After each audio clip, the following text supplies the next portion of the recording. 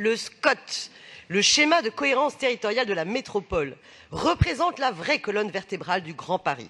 Cette déclaration d'apparence anodine de Patrick Ollier, président de la métropole du Grand Paris, pose pourtant la question essentielle. Quelle est cette créature décidée d'en haut?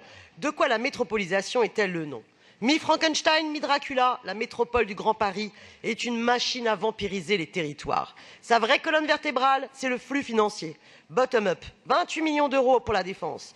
L'argent des territoires remonte vers les soi-disant investisseurs qui jamais n'assument le risque capitaliste ni ne rendent service à la collectivité.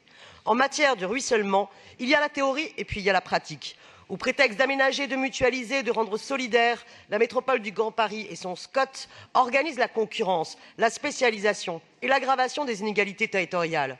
Car derrière le bingo du greenwashing et du technocratiquement correct, dont ce SCOT coche toutes les cases, équilibré transition, fonction productive et développement durable, Grand Paris inclusif, de la culture et du sport, apaisement des espaces publics et mixité, il y a la réalité d'un vaste projet imposé au nom de la compétitivité et de l'attractivité qui vise à faire définitivement entrer Paris dans la cour des grandes global cities, Londres, New York, Tokyo, Shanghai, les villes de l'hémisphère nord, les villes de la mondialisation qui se fait contre les pays du Sud et contre les peuples d'où qu'ils viennent. Les 39 pages de la contribution de Paris à ce SCOT et leurs bonnes intentions s'effondrent déjà devant la carte des projets de Paris pour la métropole.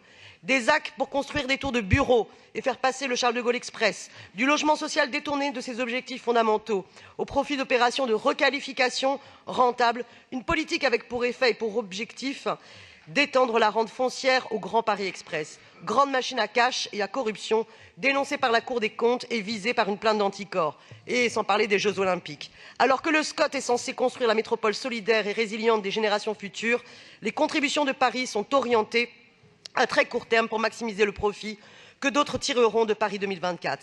Là encore, il suffit pour s'en convaincre de regarder la cartographie qui en dit plus long sur cette délibération que tous les grands discours lénifiants que nous entendrons sur la métropole du Grand Paris. Merci de conclure. C'est le but de la guerre, gentrifier, blanchir et vendre. Alors non, je conclurai, je ne voterai pas pour ce SCOT.